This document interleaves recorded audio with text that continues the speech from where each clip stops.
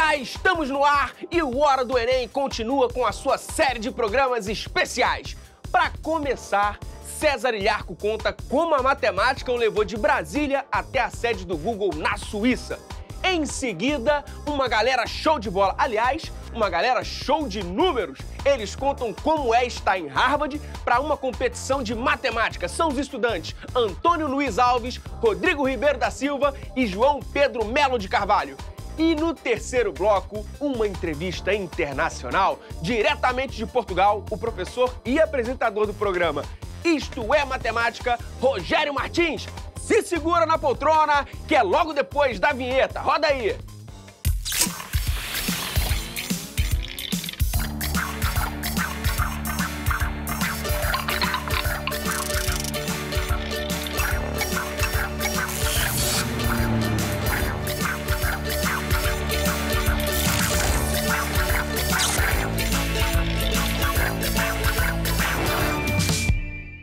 Você já pensou em trabalhar em uma das maiores empresas de tecnologia do mundo?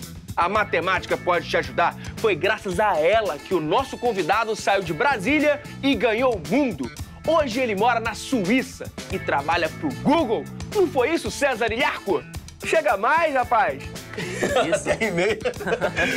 Seja bem-vindo, cara. Obrigado. E aproveita e conta pra gente como é trabalhar no Google. O ambiente é descontraído, os projetos são interessantes e isso aumenta tanto a satisfação quanto a produtividade dos funcionários, né? Então, poder trabalhar com o que gosta, ter opções de lazer e comida gratuitas no campus. A rotina, no geral, é flexível, então dá, a princípio, para chegar e sair a hora que quiser. Então, temos algumas reuniões ao longo da semana, não são muitas. Eu posso trabalhar no meu laptop sentando em alguma sala no campus, eu posso trabalhar na minha mesa. Tem espaços de silêncio para concentração no campus. Dá para trabalhar em casa também alguns dias da semana. E como você foi parar na Suíça? O processo consiste de entrevistas técnicas que visam analisar a capacidade de resolver problemas. Então, é preciso saber pelo menos uma linguagem de programação e também os algoritmos e estruturas de dados clássicos. Você falou em algoritmos. Como são esses algoritmos? São algoritmos que aprendem a partir de exemplos. Como assim? O reconhecimento de imagens. Imagina que você mostra uma imagem para o computador e pergunta, o que tem nessa imagem? Então, como que isso funciona? Você mostra para o computador muitas, normalmente milhões de imagens, por exemplo, de um gato, e em seguida você mostra para o computador uma imagem de um gato que ele nunca viu, numa posição que ele nunca viu, e o computador ainda vai ser capaz de dizer isso é um gato. Da mesma forma que nós, seres humanos, somos capazes de identificar padrões, mesmo que haja variações nas coisas que nós já vimos no passado. E tem muita matemática envolvida? Na parte de pesquisa, sim. Na parte de engenharia, é fundamental saber a matemática do ensino médio e também probabilidade estatística, porque muitas ferramentas disponíveis, elas podem ser utilizadas sem um conhecimento aprofundado de matemática.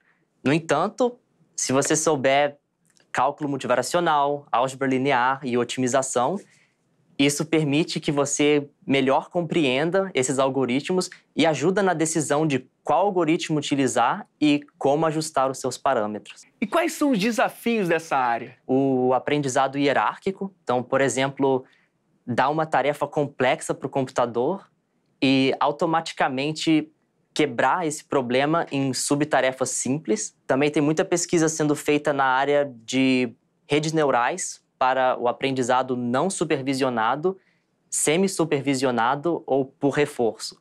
Por exemplo, imagina que se queira aprender modelos do mundo apenas a partir de vídeos ou livros. Imagina que o computador queira aprender sobre futebol apenas assistindo partidas de futebol. Ele vai assistir as partidas e a partir daí ele vai entender todas as regras, quais são os objetivos, como que o jogo funciona. E como está sendo sua experiência na Suíça? No geral, eu gosto do país. Tudo funciona bem, então isso facilita focar nos objetivos mais a longo prazo. Claro, a adaptação no país é uma coisa que sempre demanda um esforço no começo, né? Tem o fator da língua, a cultura, mas acho que tudo isso é passageiro e com o tempo passa. Eu percebi que o Google era uma ótima empresa para se trabalhar e estava fazendo pesquisa de ponta nessa área. E pelo fato do centro de pesquisa do Google estar sediado em Zurique, essa era a melhor opção para mim no momento. Você estudou no ITA e fez mestrado na Escola Politécnica de Paris. Sempre quis estudar fora? Não. Foi uma decisão que eu tive no meu segundo ano do ITA, quando eu percebi que estudar na Politécnica estava mais alinhado com os meus objetivos. Você também estagiou em outras empresas grandes dessa área, como a Amazon, Facebook. Quais as experiências que você obteve ali? Uma experiência de descobertas. Não só foram diferentes empresas, países e projetos, mas também diferentes aprendizados e crescimento profissional. E você estudou em escola pública? Sim, parte do ensino fundamental e o ensino médio inteiro. E você foi medalhista da Olimpíada Brasileira de Matemática das Escolas Públicas por 2 vezes. Você sempre gostou da matéria? Eu sou curioso, eu gosto de resolver problemas desde cedo. Então, por exemplo, eu gostava de desmontar máquinas e tentar montá-las de novo. Normalmente não dava certo. Gostava de brincar com reagentes químicos e tentar produzir alguma coisa no final. Mas a matemática é diferente, ela tem a sua beleza particular. Você ficou em primeiro lugar no vestibular do ITA. Como você conseguiu isso? O principal fator foi gostar da área de exatas. É esse o mais importante papel do professor, na minha opinião, é incentivar os alunos a gostarem da matéria. César, quais são os seus planos para o futuro? Num futuro próximo, tem muito a ser feito na interseção do aprendizado de máquina com outros domínios, como a matemática, as engenharias, a educação e a medicina. Por exemplo, hoje pacientes que não teriam acesso a consultas médicas podem diagnosticar diabetes usando um aplicativo que analisa a imagem da retina. Como assim? Como que funciona? Bom, da mesma forma que o computador pode aprender o que é um gato e o que não é um gato, algoritmos semelhantes podem aprender o que é um olho de um paciente com diabetes e o que é um olho de um paciente sem diabetes. E qual é o conselho para quem vai fazer o Enem esse ano e se interessou pela área? Eu diria para traçar as metas, acreditar em si mesmo e assumir total responsabilidade dos seus resultados. Show de bola. César, muito obrigado pelo Obrigado bate-papo. você, Landi. Parabéns e boa sorte aí no futuro, que Obrigado é para promissor. você também. Já pensou em competir num torneio de matemática organizado por Harvard, uma das universidades mais prestigiadas do mundo? Hoje a gente conversa com 3 estudantes brasileiros que conseguiram essa façanha. Antônio Alves, João Pedro de Carvalho e Rodrigo Ribeiro. Sejam bem-vindos. Tudo bem? Belezinha? Tudo bem? Tranquilo. E aí, rapaziada, conta pra gente como que foi, qual é a sensação? Foi inesquecível. Conhecemos diversas pessoas que são muito fortes no campo da matemática, que foram amigas conosco. Vivemos várias experiências no campo da matemática, em relação a visitar novos lugares. Então, tudo isso em conjunto foi muito bom para nós. Como vocês descobriram o torneio de Harvard? Existe um site que ele fala mais ou menos todas as datas e o calendário das Olimpíadas que vão ter durante o ano. E visitando esse site, a gente descobriu que existia essa Olimpíada e a gente se interessou, pensando que seria uma experiência muito legal. E por que decidiram participar? Primeiro porque a gente gosta muito de participar de Olimpíadas de Matemática, a gente já faz isso aqui no Brasil. E seria uma oportunidade muito legal para a gente poder competir internacionalmente. Além de que isso ia inspirar outras pessoas, porque a nossa participação nesse torneio foi graças a uma outra equipe que foi para um torneio na Índia parecido. E isso foi muito inspirador para a gente. Eu espero que isso também ajude a inspirar outras pessoas que estudam e querem se realizar no campo da matemática. Já tá inspirando, podem ter certeza disso. E aí, tinha muito brasileiro por lá? Infelizmente não tinha, só tinha outra equipe de Pernambuco. Isso nos deixou muito tristes, porque queríamos justamente trazer mais pessoas conosco. Mas a nossa participação lá, eu espero que seja algo que incentive outras pessoas a perceberem que isso vale a pena. É uma experiência divertida e podemos trazer mais gente conosco para participar de um torneio tão fantástico. E como foi o contato com os outros participantes, Rodrigo? Primeiro a gente ficou meio envergonhado, porque a gente não sabia falar inglês fluentemente, apesar de que a gente sabia algumas coisas.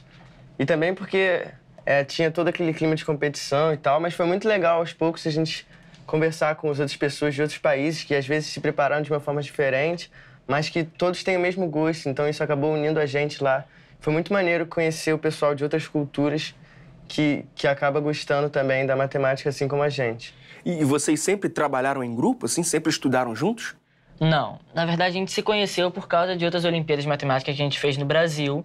E a Sociedade Brasileira de Matemática, que organizava, a principal delas, a OBM, trabalhava com algumas aulas que existiam no Cefet aqui do Rio de Janeiro e a gente ia nessas aulas. Qual foi a maior dificuldade que vocês tiveram para participar desse torneio? Com certeza foi tempo, porque essas provas não são como outras provas que a gente está acostumado aqui no Brasil, como a própria OBM que ele mencionou, que são provas que têm bastante tempo e poucos problemas. Como, por exemplo, a OBM, que tem 3 problemas para 4 horas e meia. Mas a gente foi para uma prova, por exemplo, que tem 36 questões para 80 minutos. Então, são muito mais problemas e o nível de dificuldade continua sendo alto, muito mais problemas. E então, essa foi a maior dificuldade que nós tivemos. E também teve a parte de juntar o dinheiro para ir para lá, né? Que principalmente a viagem, que era muito cara, mas a gente fez uma campanha de crowdfunding na internet e a gente conseguiu o dinheiro. E como foi na hora da prova? Conta pra gente. A gente ficou nervoso. Sim. E um dos problemas era que as questões eram difíceis e, ao mesmo tempo, a gente tinha que fazer elas em inglês. Então, apesar da gente ter olhado as provas anteriores, já ter um conhecimento, na hora do nervosismo isso acaba atrapalhando um pouco, né? E vocês já viajaram para outros países? Já conheciam a língua? Como foi? Não, essa foi a minha primeira vez, mas a gente já tinha alguma familiaridade com a língua, porque a escola, em geral, ensina inglês e a maioria faz um curso de língua. Como eram as provas, assim? O torneio tinha provas individuais e provas em grupos. As provas individuais, em si, elas eram separadas por meio que assuntos da matemática. As provas em grupos, elas já eram misturadas, aí você tinha que descobrir do que a questão se tratava. E vocês tinham uma equipe de quantas pessoas? 6. São 6 pessoas. E aí, como é que foi essa divisão de conteúdos? Eles que determinavam ou vocês que escolhiam? Não, então, nas provas individuais, todo mundo fazia uma de álgebra, uma de combinatória e uma de geometria. Entendi. Mas nas provas de grupo, a gente tinha que se organizar para decidir quem ia fazer qual questão, dependendo de quem estava melhor naquele assunto ali na hora. E o que vocês aprenderam com esse torneio? Principalmente a fazer questões rápidas. Com certeza. Mas, além disso, aprendemos várias técnicas de matemática, como ele mencionou. As pessoas de vários países estudam de maneiras diferentes, então nós aprendemos maneiras de estudo, aprendemos técnicas matemáticas e aprendemos como é a própria experiência de viajar e de competir num torneio num lugar completamente diferente do que a gente está acostumado. Acho que foi a maior experiência pra gente. A gente teve até a oportunidade, inclusive, de assistir uma palestra no dia da abertura do torneio. E nessa palestra a gente teve uma aula com um cara de Harvard que dava aula lá e tal, e que tinha aí participado da Olimpíada Internacional de Matemática e ganhado medalha de ouro 2 vezes. Então isso foi muito legal pra gente poder conhecer essas pessoas que estão num nível muito bom de matemática, que é onde a gente quer chegar também, né? Tô vendo que vocês conhecem muito de matemática. Eu quero saber de onde surgiu esse interesse. Olimpíada Brasileira de Matemática. Acho que é as principais palavras que descrevem esse interesse. Porque a Olimpíada de Matemática apresentou pra gente algo completamente diferente sobre esse tema. Porque nós estamos acostumados no colégio a fórmulas, a contas, mas por que estamos usando essas fórmulas? Por que elas existem? Por que elas estão lá? Quem teve a criatividade de inventar essas fórmulas? Será que elas foram inventadas? Então, a Olimpíada Brasileira de Matemática trouxe para nós essa perspectiva e conseguimos descobrir de onde vieram todas essas fórmulas, todos esses métodos matemáticos que a gente não fazia ideia de por que estavam lá. É uma visão um pouco diferente da matemática do que um colégio normal ensina. É uma visão um pouco mais criativa, que mostra realmente o processo que levou as pessoas a chegarem àquelas descobertas. O jeito de se ensinar muda, então acaba que você consegue explorar áreas da matemática que não são muito exploradas no colégio e que às vezes são muito mais interessantes para a gente, aluno. Eu comecei a participar de Olimpíada por causa da Olimpíada Brasileira de Matemática das escolas públicas. Uma coisa muito legal dela é que ela oferece um programa de preparação para os caras que foram premiados. E quando eu fui premiado, eu tive a oportunidade de fazer esse curso e aí, dali em diante, eu comecei a crescer cada vez mais na matemática. E para quem tem dificuldade em matemática, que dica vocês dariam para eles que vão fazer agora o Enem? Não tem um mistério. o que vai te fazer ficar bom em algo é a prática, por mais assustador que aquilo pareça. Exercícios são muito importantes.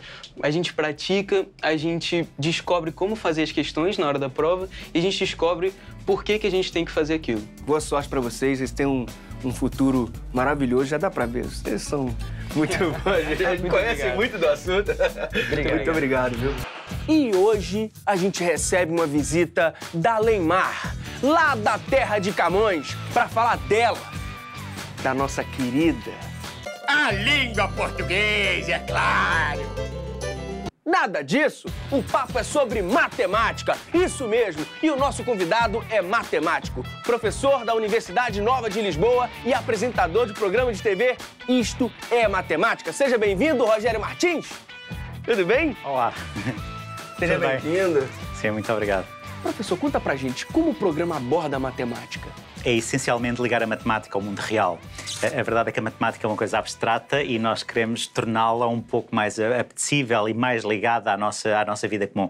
Portanto, basicamente o que nós fazemos é ir para a rua e tentar criar ligações de ideias giras, abstratas, matemáticas, e depois transpor essas ideias para ligações com o mundo real. Isto parece uma contradição, porque de facto são dois mundos aparentemente desconexos, a abstração da matemática e, por outro lado, a nossa realidade, mas a verdade é que a maior parte dos problemas da matemática nasceu algum dia de, normalmente, problemas reais. Portanto, na verdade, até acaba por ser divertido e fácil de encontrar essas relações.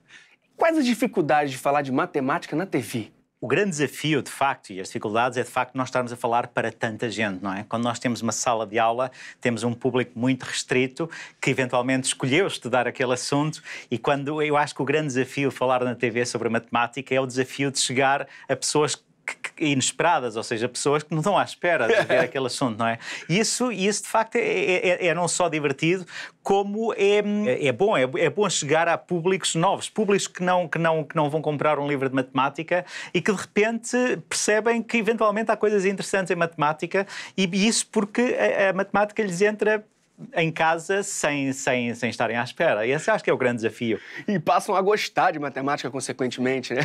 Sim, muitas vezes. E essa é talvez uma das melhores coisas que nos acontece, é quando recebemos mensagens de alguém que nos dizia que, ok, eu nunca gostei de matemática, eu nunca pensei em ver um programa sobre matemática e de repente estão a ver e divertem-se e acham giro. E isso, de facto, é talvez uma das melhores coisas que pode, para quem faz televisão e para quem trabalha em divulgação de ciência. E de onde surgiu a ideia do Isto é Matemática? Tudo isto começou, na verdade, antes de eu entrar, com um senhor chamado Nuno Crato. Ele é professor lá em Lisboa e ele tinha esta ideia de criar um programa de televisão e obteve até financiamento, mas na altura ele foi convidado para Ministro da Educação. E foi o antigo Ministro, não é o atual, mas o anterior Ministro da Educação em Portugal. E foi nessa altura que eu entrei, porque convidaram-me, disseram-me, olha, nós precisamos de alguém que escreva e que apresente um programa de matemática e pronto, aí estava eu, vamos. E vem cá, a matemática também causa arrepios nos portugueses? Sim, eu acho que os portugueses não são exceção. A matemática é abstrata e isso, o ser humano não foi, se nós pensarmos bem, não foi feito para lidar com ideias abstratas. O ser humano foi feito para lidar com histórias, com música. E as ideias abstratas são algo que não nos é natural. Esse é um dos problemas. Mas há muitos outros problemas. A matemática, não sei, tem uma má fama e não é o que se passa. É que quando nós chegamos à escola já estamos predispostos para que a matemática seja difícil e isso é difícil de mudar, tem de ser feito ao longo dos anos. Nós estamos a tentar, por exemplo, eu acho que uma coisa que é importante é nós ligarmos, como estava a dizer, ligamos a matemática ao mundo real. Isso faz com que as pessoas percebam que a matemática vai para além da escola e muitas vezes o nosso interesse pelas coisas, por exemplo, nós aprendemos economia e achamos interessante porque achamos que mais tarde vamos ler sobre economia num jornal ou vamos discutir com o nosso amigo sobre o estado da economia do país. E eu acho que se as pessoas perceberem que a matemática é uma coisa que vai para além da escola, que eventualmente até podem mais tarde, tomando o shopping com um amigo, podem discutir algo de matemática, isso cria uma motivação adicional para se estudar matemática. Tem algum conselho de como estudar? Sim. Eu acho que as pessoas devem ser mais modestas quando estudam matemática. As pessoas, quando estudam matemática, têm a ideia, ok, eu agora vou estudar todo este capítulo. Não. O normal em matemática é ser passo por passo e se... É normal, nós, mesmo para mim, que sou matemático profissional, é normal, às vezes, demorar um dia a entender 1 ou 2 páginas de matemática. Porque a matemática é uma coisa muito densa, não é como um romance que se lê às 10, 20, 30 páginas de uma vez. A matemática é densa, cada exercício vale a pena ser pensado. É normal passar meia hora a pensar sobre um problema e isso não é um fracasso, ou seja, é um sinal. Se conseguir 1/4 de hora ou meia hora para um problema, é uma coisa perfeitamente razoável. E apresentar o programa mudou alguma coisa na forma de você ensinar matemática na universidade? Isso seguramente mudou, porque eu faço este programa há 3 anos, 3 anos de programa, tivemos 1 ano de intervalo, portanto já são 4 anos que trabalho em televisão e a verdade é que quando eu observo os primeiros episódios, na altura nunca tinha trabalhado em televisão, e comparo com os atuais, percebo que houve uma grande evolução, ou seja, a minha forma de apresentar foi evoluindo e seguramente que isso se reflete na forma como eu ensino.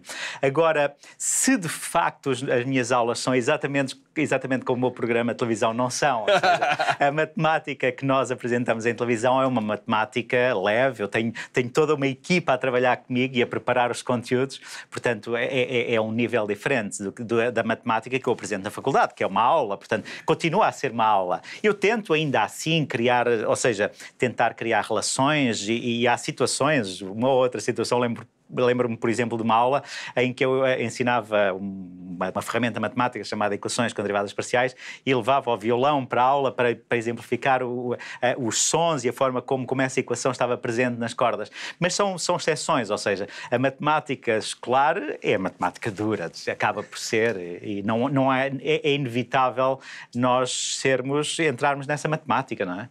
E para quem está assistindo a gente, tá doido para assistir Isto é Matemática, tem como assistir pela internet? Sim, tem. A verdade é que nós chegamos aqui ao Brasil e eu acabo por ser conhecido, principalmente nos meios das pessoas que gostam de matemática, porque chegamos através do YouTube, essencialmente. Ou seja, basta procurar no YouTube Isto é Matemática e vão encontrar o meu programa. Ele está em português, ou seja, esta forma estranha de falar, que às vezes para um brasileiro pode ser difícil, porque ainda por cima eu falo muito rápido, mas podem ver todos os episódios. Neste momento são 143 episódios que podem ver na totalidade, ou seja, se começarem no primeiro vão ter vários dias disto é Matemática para ver e podem, claro, ver no Facebook, no nosso Facebook, mais uma vez, Isto é Matemática, vão encontrar rapidinho. Show de bola! O nosso programa também aqui, o Hora do Enem, também está todo online para você assistir desde a primeira temporada. É só ir lá e digitar horadoenem.mec.gov.br.